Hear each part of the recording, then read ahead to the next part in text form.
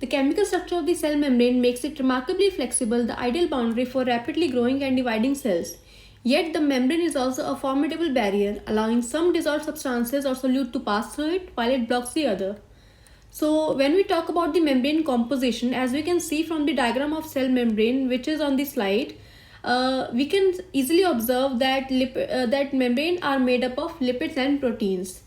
So when we talk about the lipids particularly, we can see that the membrane is made up of phospholipids and sterols.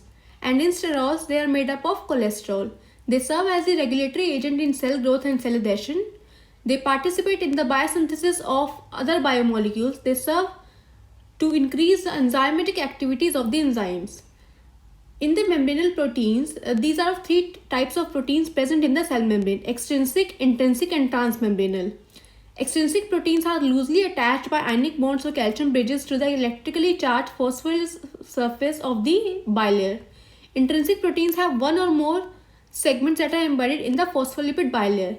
Transmembranal proteins are the proteins which are starting from the interior of the membrane to the exterior of the membrane. So this is how this works. Most intrinsic and extrinsic proteins bear on their surface side chains of complex sugars which extend into the aqueous environment of the cell.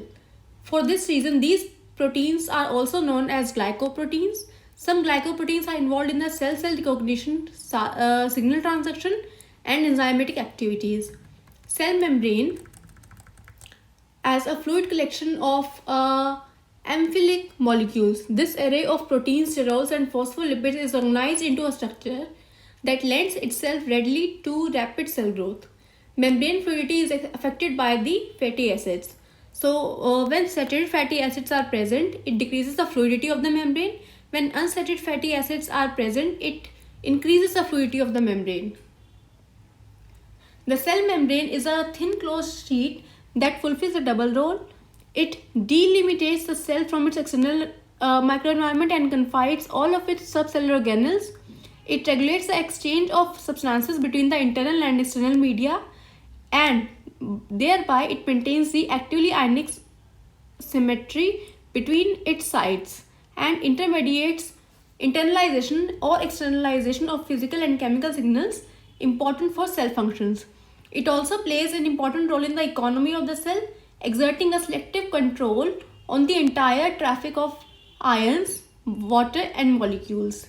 Hence, it is known as the selectively permeable membrane.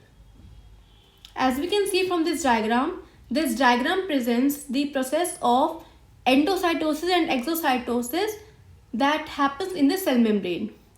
When something needs to be transferred inside the cell performs endocytosis activity. When something needs to be transferred outside the cell, that particular process is called exocytosis. Thank you so much and have a nice day.